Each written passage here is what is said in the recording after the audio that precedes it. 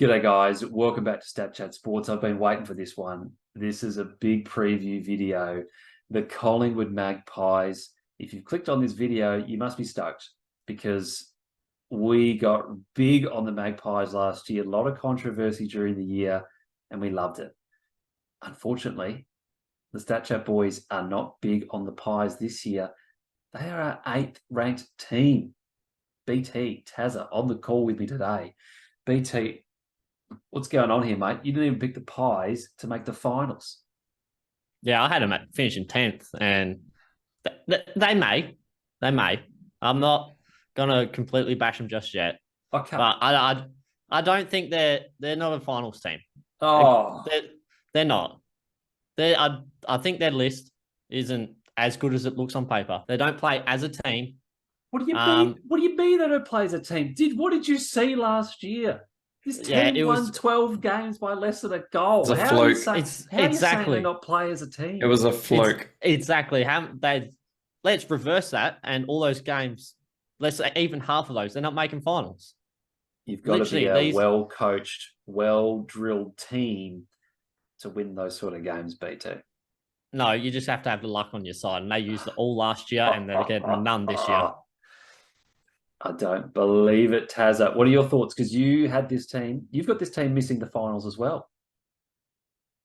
Well, I had to fit Port Adelaide in there somewhere, and this was the unlucky team. So, look, yeah, I'm on the same page. I think there were too many. There were too many fluky wins, too many close wins. And fluke might be the wrong word, but there are too many wins that could have easily gone the other way. And they lose two or three of those games, and they're out. And that's what I see happening this year. I Wow. think it's a pretty uninspiring forward line, if I'm being honest. There's not a whole lot there for me. I mean, you've got Jamie Elliott, who if he's fit, he's great. My checks, Ginnivan, who knows what he's going to be this year. I mean, we'll get to that in a second. That is our off-season storyline if Oh if yeah. we ever want one. And I mean, McStay, we don't know what's going to happen there.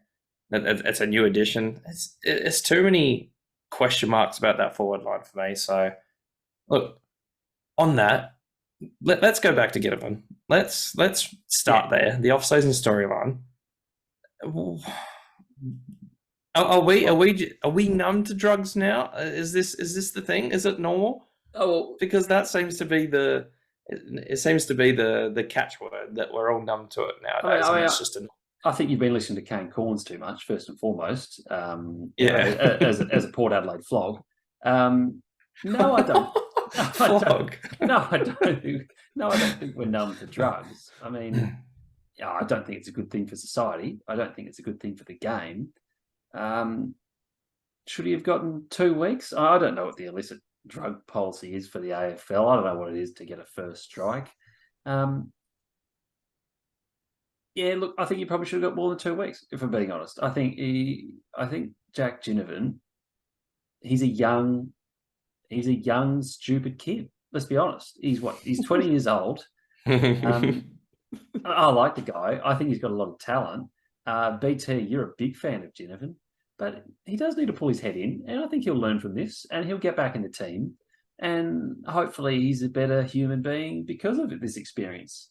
I'm not sure whether it'll happen, but that's all. That's all you can hope. These are young men, and this is in society at the moment, and you can't be naive to think that this isn't happening in the AFL.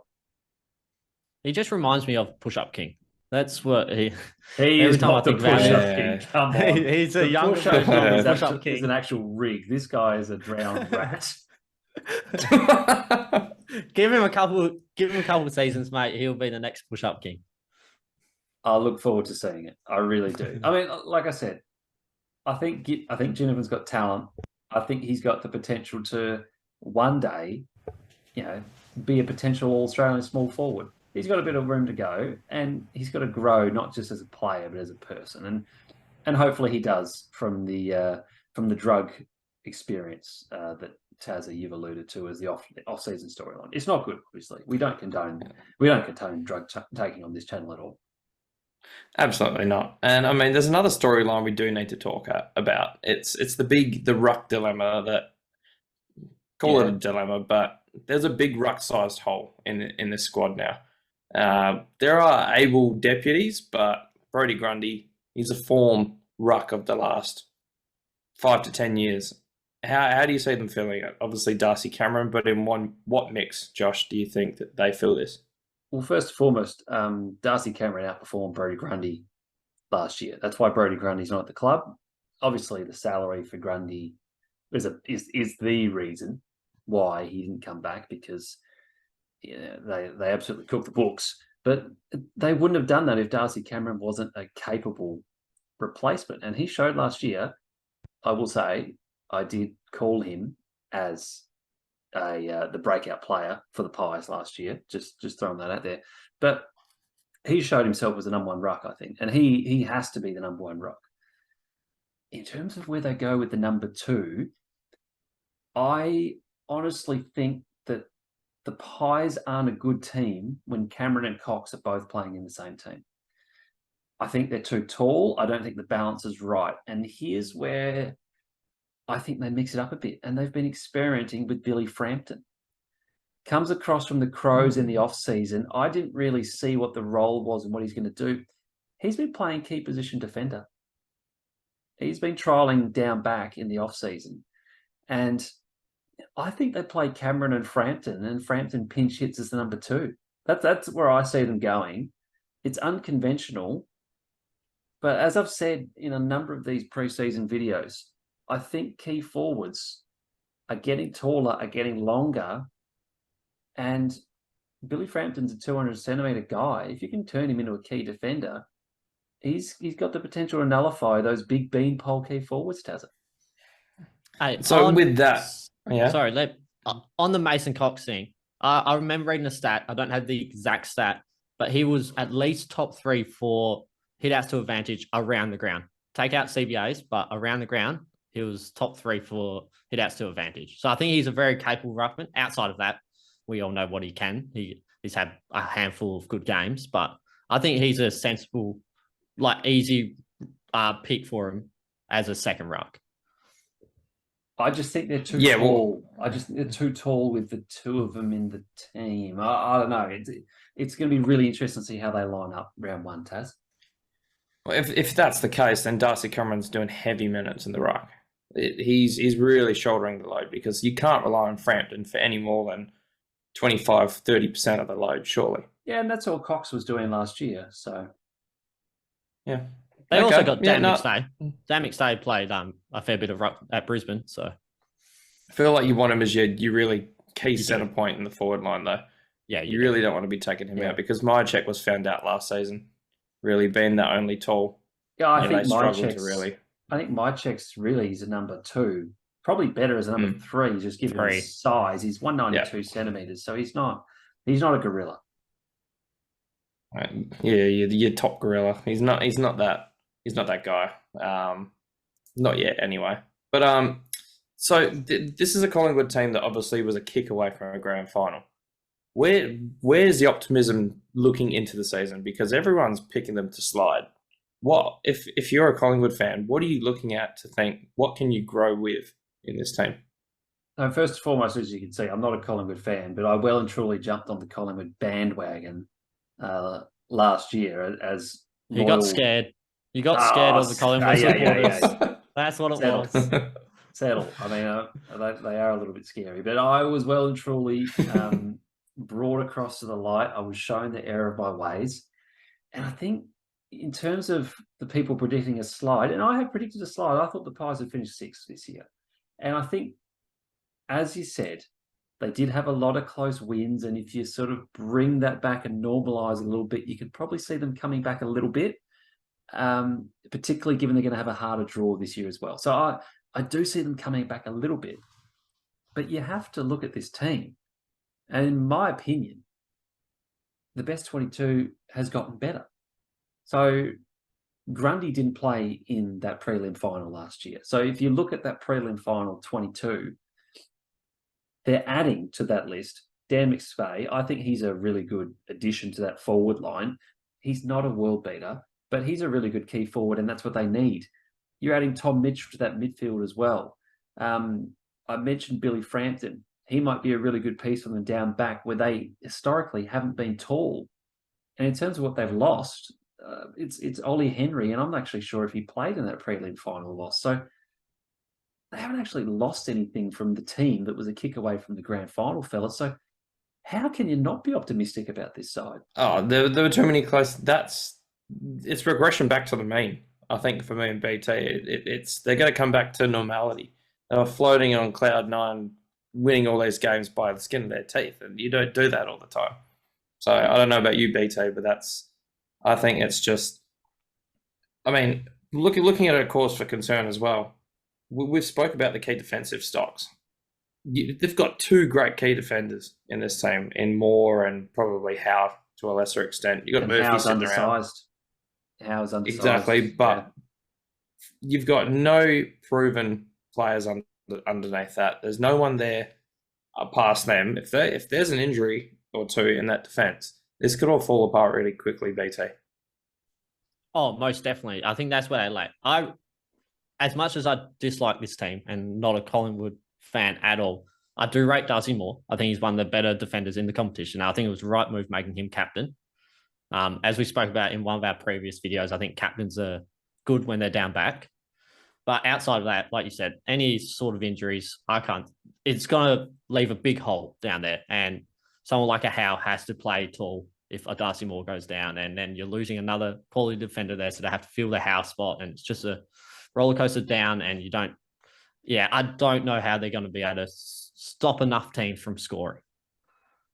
Yeah, they're not deep enough for me in defence. They're not deep enough for a finals run. You're bound to get some injuries along the way. So but you think they're good enough down defence, Josh?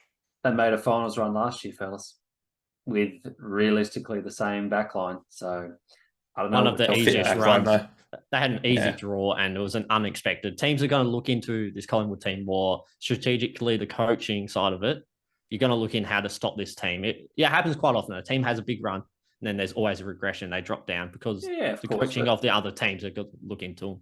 I still think this is a finals team, if I'm being honest. But I'd love to hear in the comments below, not just from Collingwood fans. I'd love to hear from some non-Collingwood fans about what they make of this team this year. Are they the big slider, and how far are they going to slide? That's a really good question, Taz. It is, yeah. So every one of these previews, we like to touch on. We have our categories that we like to roll through. The first one I want to hear, Josh, is who in this team, who and if, is anyone going to make All-Australian from this squad this year? Well, I think they will. Now, typically on these videos, BT, I get roasted if I go with a vanilla call. And there might be a couple of vanilla calls in this list, but I tried to go a little bit off the wall with this one. So I could have gone with Darcy Moore as a pretty much a gimme pick as a key defender. I could have gone back with Braden Maynard as well. I tried to go with a guy that surprisingly hasn't been in the All-Australian team before, and that's Jordan De Goey. And I think this is going to be part of the reason why the Pies go well again. He's one of the most dynamic players in the competition. He doesn't get the stats, and that's why he hasn't featured in an All-Australian team before. I don't think it's going to change, but I just think he's going to be fed a lot of good footy from Tom Mitchell. He's going to be bursting away from packs. He's going to light it up. I think he's going to have a really good year. Got that contract extension. Didn't sign with the Saints like I predicted last year. He's back with the Pies. I think he's going to have a good year, fellas. And I like him as a good smoky All-Australian pick for someone that hasn't been in the team before, Peter. Aren't you just a sucker? We go back to around this time last year, and you're bagging the shit out of Jordan De Goey. I was. And now look at you. You might as well buy a Collingwood membership. I will not buy a Collingwood membership. But I was bagging He's already buying Gold Coast. Yeah. Yeah, actually, check out that preview video. Gold Coast getting a home final. I'm getting a membership. Only $60 as well, which is really good value, Tazza. So, and you get a $50 voucher for the team store as well. But anyway, I was bagging out Jordan De Goey because, quite frankly, he needed a lift. He wasn't consistent enough, and I think last year, aside from his Bali exploits, he had a really good year. He had a very good season. He's a Kmart Dusty. Kmart version of Dusty Martin. That's all he is, and that's all he'll ever be. There's no way he is making All-Australian.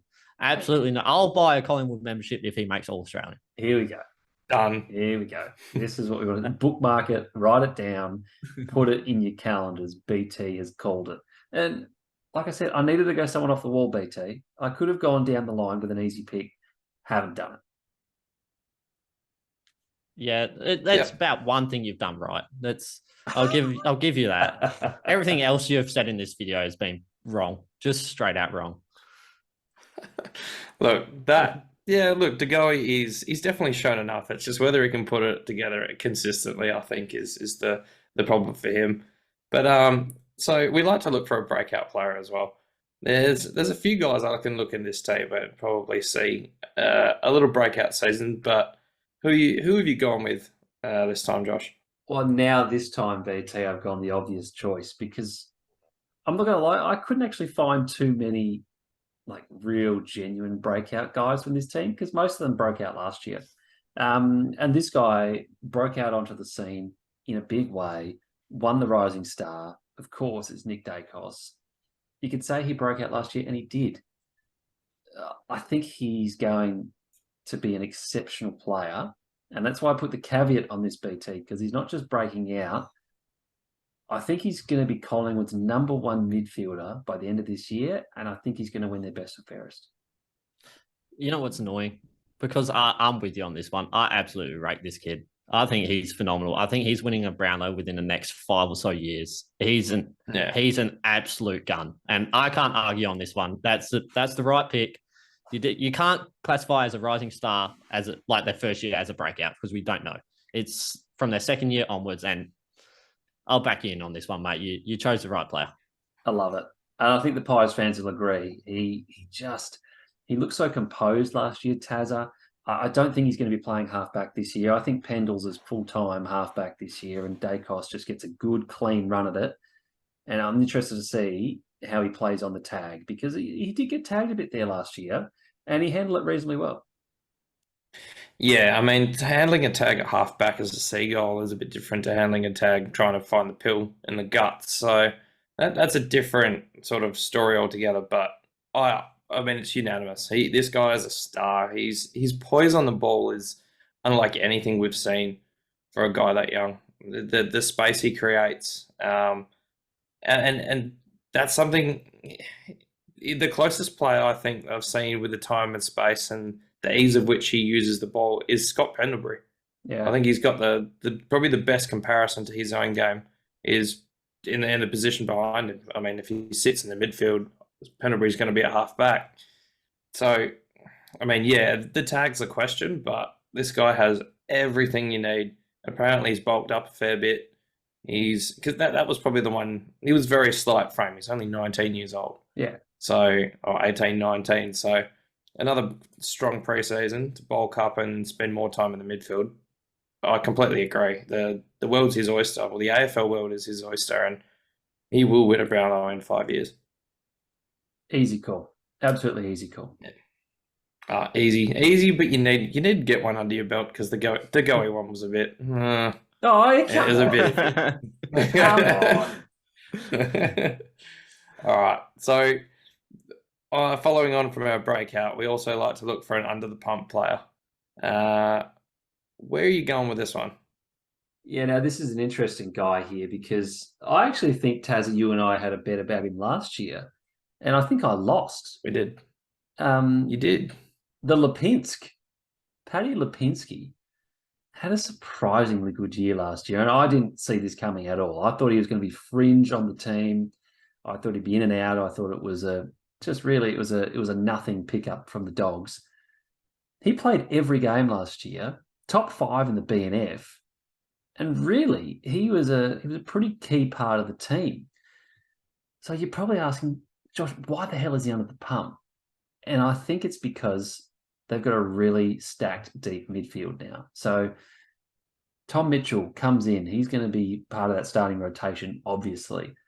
Crisp, reigning best and fairest winner. Taylor Adams, he's a best and fairest winner from 3 years ago. De Goey, as we mentioned. Dacos is going to be full-time in there. Where the hell does Lipinski fit in? I don't know. I don't see it. I see that he's not going to get as much time in that midfield. And He's 24. He's potentially going to be on the outside looking in. He's potentially going to be looking for another club where he can get those midfield minutes. So, yeah, I just don't think that Lipinski's going to have the year that we saw him have last year. And I think that puts him a little bit under the pump for his future at Collingwood. I think he plays as that high half forward that goes into the midfield as the fourth, fifth type midfielder. I think you're Will Hoskin-Elliott. The seventh. See, he's an elite ball user. That's the thing. I don't think they're going to want that, him kicking inside 50. He was in the top 10 from memory in the last maybe 8 or so rounds. He ended the season very well because he's a very good draft stars player. Just so I've read a lot about him. He's I think he just takes that Hoskin-Elliott spot. Hoskin-Elliott will be the sub. That's stupid as shit. So I think he'll just take that high half forward type role. I mean, it's fair enough, isn't it, Tazza? Yeah, absolutely. I mean, I was hot on him big earlier this year, and that's exactly why I put the bet on. I think it was more disposals for Lipinski than Grundy was going to get, something like that. Yeah, I mean, we all know how Grundy's season went. That up. Yeah, exactly. But I mean, Lipinski, he feels the need for that team. He does. I think BT's hit the nail on the head there. It's his entry inside 50, and he may not win the ball, but he's a great user once they win it, and that's what guys like Tom Mitchell, Crisp to an extent can do.